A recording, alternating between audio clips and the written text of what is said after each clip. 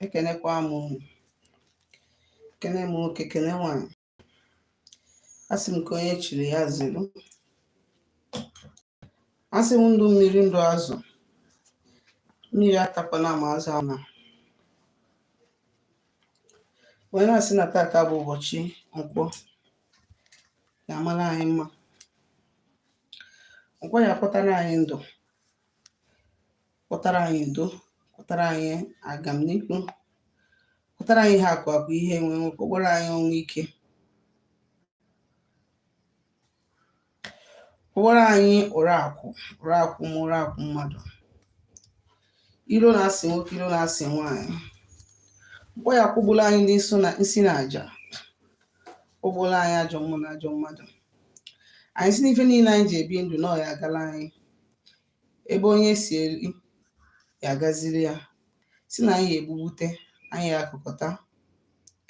Anyị si na ya nwụrụ ọnwụ ike. Anyị adị ndụ mezu akala anyị. Ọ bịara igbe anyị ga-egbukwa onwe ya.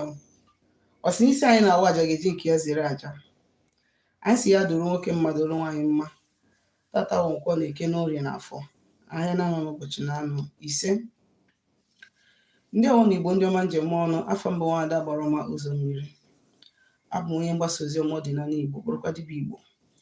Abụ m onye isi nchụaja na Gbarọma ọdịnala Temple nke dị n'Enugu steeti. Anyị wee jiri ohere a wee weta ozi ọma nke si n'aka ndị mbụ na ndị egede wee bịa bụ ozi ndụ na ozi udo. Ya bụ isiokwu anyị ji maka ya wee bịa tata bụ ozi gbasara mmụọ dị n'aja ana na ka o si alụ ọrụ. Ụtụtụ ọma, Chinedu mmadụ mere. Isiokwu anyị tata na iwe nọ netwọk. Isiokwu anyị tata bụrụ ọlụ aja ana, the work of Mother Earth.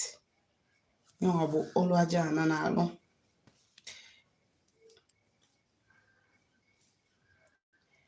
Aja ana bụ nnekwute mmụọ dị n'ala Igbo nke ọtụtụ n'ime anyị enweghị ike ịkọwa ka ha si bịa ma ka o si bido. Mụnwa nwere ike mmakọwanwu ya, o nwere ike onwe ọzọ nwere ike ịkọwa. Mana aja ana bụ nne ọmụmụ.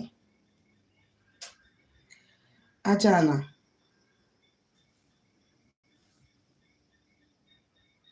aja ana na-akwụsị mpụ na aghụghọ. Aja ana na-ekpe ikpe. Maxal TV, ụtụtụ ọma ndewo. Aja ana na-ekpe ikpe. Aja ana na-abọ ụbọ. Ndewo Star, ụtụtụ ọma ndewo, ya gazie. Aja ana na-abọ ụbọ. Aja ana na-ekpe ikpe. Ịbịa n'ọtụtụ obodo dị iche iche, aja ana ha anaghịzi alụ ọrụ. Aja ana ka eji edebe iwu ọdịnala n'obodo ọbụla. Ọtụtụ obodo dị n'ala Igbo, aja ana ha ada arụzi ọrụ. Ụfọdụ nwere ebe ha ka nwere aja ana ha ma ihu ana ha ebe ha na-efe aja ana. Mana ọ nọghọzi ọrụ. Ụfọdụ na nke ya ka dị. Ha ka na-eje awụsala ha mmanya. Ha ka na-eje awalụ ha ọjị. Mana aja ana ha anọzi ọrụ. Onye kpatara ifo na-abịa n'obodo enwe ọtụtụ mpụ na aghụghọ dị iche iche a na-eme n'obodo. Mana mgbe gboo na o nwere ike ọ bụ na enwere onye merụ arụ dị otu anwa na onye agha ya eme gịnị? Onye agha ya kwudo nwuri ya. Maka na aja ana ga-ebinye ozugbo wee gbawa onye ahụ ụgwọ ya bụ ihe o melụ na ana ahụ. Aja ana bụ mmụọ anyị nwa na-eme gịnị? Anyị nwa na-agbakwasị ụkwụ kwa ụbọchị na ndụ anyị.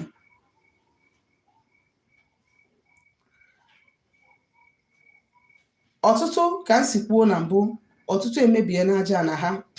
Ọtụtụ na aja ana ha anaghị arụ ọrụ. Ọ ihe a kpatara a ga-enwe ọtụtụ ndị arụrụ ala n'obodo. Ha na-ebi ndụ ọfụma karịa gị nwa bụ onye na-edobe aka gị ọcha. ọ na aja ana anọghọzi ọrụ ma ọ na aja ana nke unu anọghọzi ọrụ ma ọ na-emebie na ana the effectiveness o ji alụ ọrụ na-emebie ya na-akpata na ị ga-ahụ mmadụ a na-egbu nwanne ya dị ndụ, mmadụ a na-ekpe nwanne ya ikpe mkpegide dị ndụ, mmadụ a na-emegide nwanne ya dị ndụ, mmadụ anapụ mmadụ nwunye ya dị ndụ, nwaanyị anọrọ na di na-agba n'ezi dị ndụ.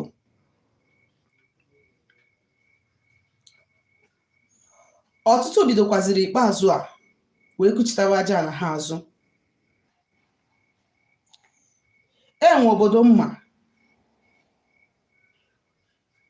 o mebere ọnwa 3 ha jeje megharịa ihe na aja na ha, aja na ha ebidokwarụ ọrụ. Maka na ọtụtụ mgbe ebe anyị na-akpụ ihu ana anyị, ọtụtụ onwe ka ọ bụ na anyị ka na-awa ọjị ebe ahụ, mana ndị omekome ejego ebe ahụ wee mee gịnị, wee mebisi ihe secretly. Ha na-akpazi alụla ana, ha na-agara onwe ha freely. Ọ bụrụ na ị jidere nwunye gị maọbụ na ị na-eche ka a hapụ ijide, maka nke ijide edizi iche. Ọ bụrụ na ị na-eche na nwaanyị gị na-agba n'ezi, ka m were ya for example, ọ bụrụ gị nwa bụ nwoke ga-apụtasị ya ngwa gị bịa ka ịkpọga ya na-alụsị ka ọ ṅụọ iyi iji gosi ma ọ dị innocent or not. Maka gịnị? Na ọ bụrụ na aja na dibe nna gị ma ọ na aja na obodo gị ka n'ọrụ, o nwere ka nwaanyị ga-esi wee gbaa n'iro ana ga-ejide ya. Ọ bụrụ gị maka ọ dị nụrụ ọgụ ahụ, na ihe gị nwa bụ nwoke ga-eme bụ, ọ bụrụ na omenala bụ unu si na nwoke chọpụtara na nwunye ya na-agba n'ezi, mana ị na-ene nwunye gị dịzika ụkwụ ọgọ gị nwaanyị, na ihe ị ga-eme bụ nri ọ na-esi ịma na-erizi ya. Maka na ọtụtụ mgbe nwaanyị nwere ike mee nsọ ụtụtụ ọma sweet zini ndewo ka tata bụ nkwụ mara gị mma. Nwaanyị nwere ike mee nsọ ma di ya marọ, ọ na-esi nri na-enye di ya adọọ ya. Ụfọdụ bụ nwa ha ọkpara ha ka ọ ga-eje eme gịnị, tụtụrụ ya because of the carelessness of that woman. Maka gịnị? Na aja na ha ka na-arụ ọrụ. Mana in a situation whereby na aja na unu anaghịzi arụ ọrụ, gịnị ga-eme? Ọ bụrụ na ihe dị otu a dị, ị mara na nwaanyị ahụ ga-eme gị na ọ ga-agbakwa kaadị ahụ na, maka na enwere ozi mmụọ ahụ na-eme gị na-eji abụ ọbọ nọ active. Ọ bụrụ na aja na be nna gị dị active, ịchọpụta na nwunye gị na-agba n'ezi, ọ bụrụ na ị ya achụnwụrụ ya, na ihe ị ga-eme bụ ime ya avoid. Adazie na ya adazie na ya, ị hapụrụ ya. Nri o siri rapụrụ ya. Ime ka ịshọ na nwa gị nwoke, depending ka unu si eme na be unu, na nwa gị nwoke adịghị eme ife o si. Ebe mụnwa si pụta this part ebe anyị nwa nọ, ọ bụrụ na gị nwa bụ nwaanyị gbaa n'ezi, from the day ahụ ị gbara n'ezi, si ebe ahụ ị gbara n'ezi wee na-achị azụ be di gị, ị ga-agbara instantly. Ọ bụrụ na gị nwa bụ nwaanyị nọ na di gbaa n'ezi, isi ebe ahụ ị gbara n'ezi nata be di gị, ị ga-agbara instantly. Ị ga-agbara. So ọ bụrụ na gị nwa bụ nwaanyị gbaa n'ezi this side, ime gịnị? Ịnababe nna gị straight. As long as na mmụọ na-achị ya na ebe ahụ ka dị active, na ihe ga-eme gịnị? Ịnababe nna gị straight. Ọ bụzielu na di gị ka chọrọ gị, unu eme the cleansing ritual, iwe na-achịtakwazi azụ. Mana ọ bụrụ na isie ntị na-achịta be di gị ahụ, ị ya agbara from ebe ahụ iji eme ya, you will run mad. So ọ bụrụ na nke unu si eme nke unu, because ọdịnala bụ ofu mana omenala dị iche, ka ndị si eme nke ha dị iche. Ọ bụrụ na be unu na nwaanyị gbaa n'ezi, na o nwere ike ịbatakwa be gị siwelu gị nne, mana gị nwarizie ya, ọ bụrụ danger to gị nwa bụ nwoke, ihe ị ga-eme bụ gịnị? Imewe nri o siri avoid. I suspect wara anya ya, imewe nri o siri avoid. Ọzọ dịka ibi ya bụ na mgbe ụfọdụ na anyị nwere ike ọ bụrụ na anyị emebigo ihe anyị ji wee kwụrụ, ọ bụrụ na mmụọ ahụ na-eje agbada tụọ na anyị emebigo ya, ụfọdụ nwere ike ọ bụrụ na ndị omekome jeje hijack ya that spirit without the knowledge of the people nwe ya. Anyị na-eji agụ ihu ala, anyị na-eji agbara ha aja not knowing na mmụọ ha megide anọghọzi ya. Onye a kpatara obodo ọbụla ọdịnala ha nwụrụ anwụ, ị na-anya ifu na mpụ na agwọ na ihe ọjọọ dị iche iche na-adị ebe ahụ. Ị na-anya ifu na mpụ na agwọ ihe ọjọọ dị iche iche na-adị ebe ahụ. Nsị na aja na-akarị, ndị amụsụ na-akarị, ndị omekome na-akarị, ndị soro mmụọ gbuo mmadụ na-akarị, ndị ebubo na-akarị. Maka na ọ bụrụ na aja na be unu ji ike na emechubi ya, they have not defied aja na be unu, then mmadụ abịa bụ oge ebubo ịgọ ebubo anwa, enwere ụdị any need iji be na outside je bute arụsị ka ị ṅụọ iyi. Nọ n'ihu a na ahụ ka a ga-eje eme ihe a ga-eme ebe ahụ. Ọ bụrụ na gị nwa mere because ebubo bụ arụ, mmadụ igbo mmadụ ihe ọ na-emerụ ọ na-ata afụ maka ya, ọ arụ. Agbasizi aja a ga-agba ebe ahụ afụzie ma onye dị otu a ma onye mere ha ka ọ na onye bụrụ ebughị ihe dị at fault. So ihe nji ekwe ha bụ na aja ana Igbo na-arụ ọrụ, mana ihe mere bụ na ọtụtụ anyị enweghịzi ihu ana, nke anyị adịghịzi active. Ụfọdụ na anyị emebigo nke anyị, ụfọdụ anyị emegi abandon, ụfọdụ ka na-awapụrụ nke ha ọjị. Mana gịnị mere? Mana the mmụọ adịrọzi active, thereby allowing evildoers to dwell in the land. Maka na ihe dị na nwaanyị, because o nwere ndị ga-asị kedu ka nwaanyị si ekwu ụdị okwu a n'ọnụ ya. Ọ pụtazi na nwoke nwere ike ịgba n'ezi, mana nwaanyị bụ ihe na-adịrọzi entitled ịgba n'ezi. Ịkwụgharị ka na-agụ gị, ime gịnị? Ị nọrọ be nna gị kwụgharịwa. Mgbe ị kwụgharịgidekwara ike agwụ gị, ịchọ ịnụ di ịnụọ di. Ọ bụrụ na ị nụrụ di mana ọ bụrụ ihe ị na-eme expect ka ị na-afụ, instead of gị nwe ijeje metawa ihe ga-eso gị wee n'ụwa ọzọ, ihe ị ga-eme bụ you break out from that marriage. I encourage divorce instead of mmadụ ịnọ na marriage gbuo onwe ya ma ọ metụ ihe ga-eme gịnị agba ya ụchụ for eternity. Ime gịnị? You break out. Ị na-ime ihe ahụ ị chọrọ ime, ịgbasịa ya ọfụma, ịka nwe opportunity na-achị, ị na-achị ma inwezi opportunity efu ya. Maka na onwero ka nwoke ga-esi wee dobe nwaanyị n'ụlọ. Gị nwa bụ nwaanyị nwoke dobere n'ụlọ, si be nna gị bịa nụọ gị, kpọrọ gị nata bịa, ị chọ ka ị nụta di ọzọ debekwu di gị. No, ọ nwoke na-anụ nwaanyị na ọ bụrụ nwaanyị na-anụ nwoke. This is the reason why na in this case na nwaanyị na nwoke cannot measure. Gị na nwoke abụrụ ofu in this case. Enwere any reason to justify na ifuru di gị ọ na-agba n'ezi, gị nwee isi ka ije gbaa n'ezi. Enwere any reason to justify it at all. Enwere any reason at all to justify it. N'ihe gị nwa bụ nwaanyị ga-eme bụ, ọ bụrụ na ị na-anya ifu na di gị na-agba n'ezi, ọ bụrụ na ị bụ onye na-ajụ ese, ije jụ ese. Ihe a na-eme di m ji arapụ m apụ, ọ ihe mmụọ na-ebute ka ihe mmadụ na-ebute. Iche ebe ahụ mmiri si abụ opi ụgbọgịrị ikwuchie ya. O nwere ndị akara aka ha bụ ịnụ more than one wife. O nwere ife imetakwara ya, o nwere ife ịgbọtara ya n'ọgwụ, o nwere ife ịgbọtara ya na war, o nwere ife ikpetara ya na law. Because gịnị? Na nature onye ahụ bụ gịnị? Ịnụ nwaanyị na-abụ. Ọ bụzielu niile ndị ga anya wee jesie njem niile ya eje wee chọpụta na nwoke a, this is destiny. Ife ya emebi ihe ọnya ya kpọnata ihe ụlọ. N'ọka mma ka ị nwee co-wife karịa na ọ na-apụ n'ezi. Maka gịnị? Ibute ọya bịa kodo gị. Mana gị nwa bụ nwaanyị isi m, kedu ihe na-akpata eji wee dobe ọdịnala omenala nwoke gbaa n'ezi o nwere ife ọ ga-eme ya, mana nwaanyị bụ nwe ife ọ ga-eme ya? The reason because na ọ bụrụ gị nwa ji eje mee ego nwoke akpọnata ya be gị, na nwoke mere ego kpọnata gị bịa. Ịma nnọrọ na ọ bụ onye ọzọ wee na-achụ onye ori ji.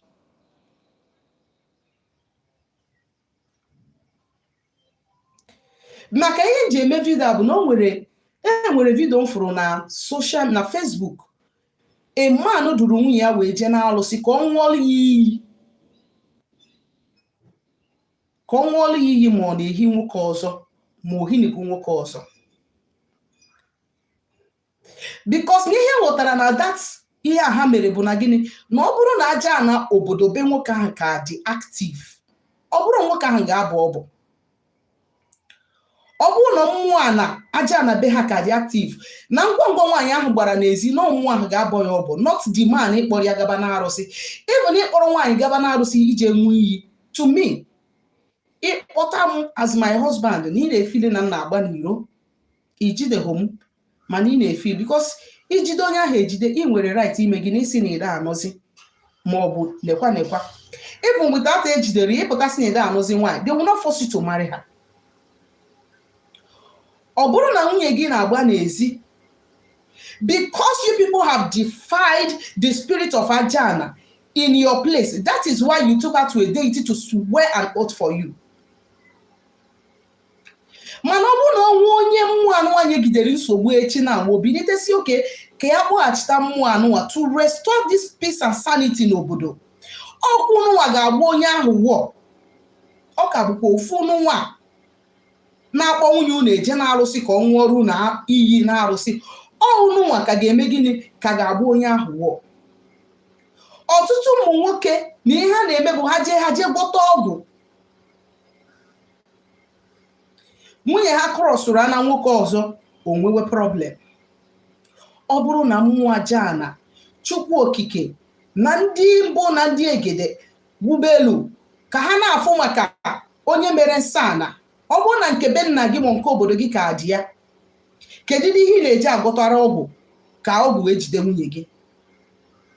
Kedu ihe ị na-eje ejelụ na-alụsị ka nwunye gị ṅụọrụ gị iyi? Ọ bụrụ na mmụọ aja ana bụ unu ka dị active, welu na-alụ ọrụ ya, anụ na o mere onye nke otu a, anụ na o mere onye nke otu a, anụ na o nwere onye nke otu a, o nwere nwaanyị ga-anọ n'ezi je gbaba, anọ na di je gbaba n'ezi, unless ma onye ahụ chọrọ iji aka ya megị mebie onwe ya. But in a situation amago na mmụọ dị otu ahụ anụrụ ọzọ ọrụ, onye ahụ nwere ike decide to take that chance. And the best thing for you to do as a man abụrụ gịnị, ijebe jeme gịnị, jee tụọ nwunye gị na-alụsị, because ya ịtụ nwaanyị gị na-alụsị, it might have an effect on your children bụ ụmụaka ọ na-amụrụ gị.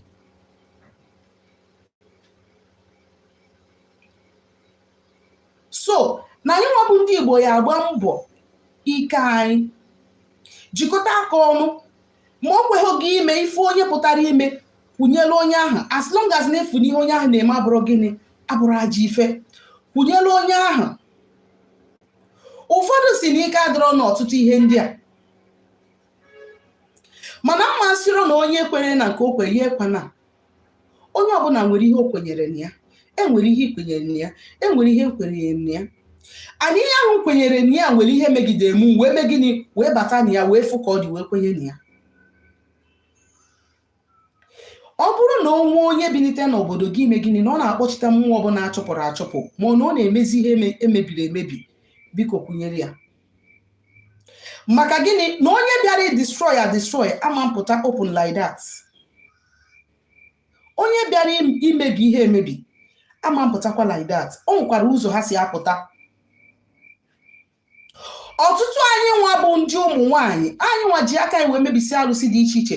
Ọtụtụ ụmụ nwoke fụrụ tata rapụrụ ihe ọdịnala dị na be nna ha na mmụọ aja ana dị na be nna ha wee na-emezi ihe ọzọ. Bụ anyị nwa bụ ụmụ nwaanyị, anyị kpọpụtara ha. Ọtụtụ ụmụ nwaanyị nwere ọdịnala dị otu a bụ ha chekicha ihe ha ga-eme.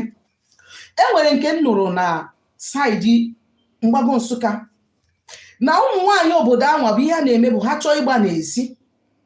What they will do is that ha bịa ha yipụ pantị ha n'ọnụ dị alụsị, ewere ike ha chiwe na dị alụsị, adị stark naked, echibe ike ha na dị alụsị, emecha ya si dị alụsị, n'oge nwa bụrụ ụzọ wee hie ha, n'oge nwa bụ alụsị bụ ụzọ wee dina aha.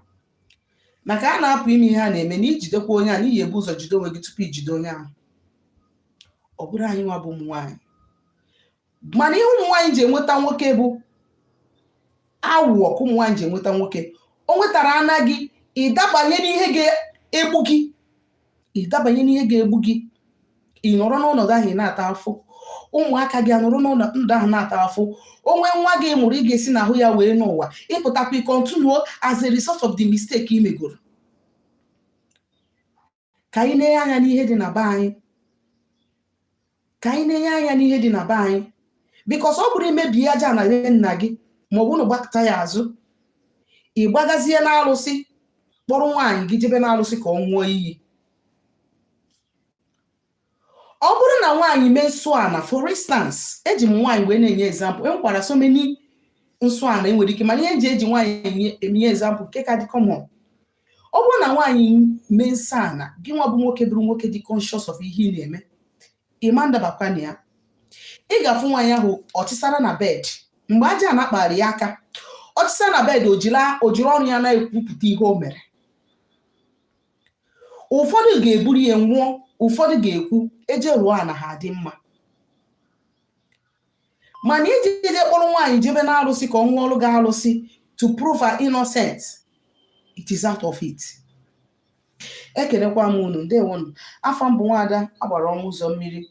Echefukwa na isere anyị ozi na WhatsApp nọmba anyị na 07037311663 ma ọ bụ na ịchọ ka agbalụ gị afa ma ọlụ ọrụ mmụọ. Ndewonu.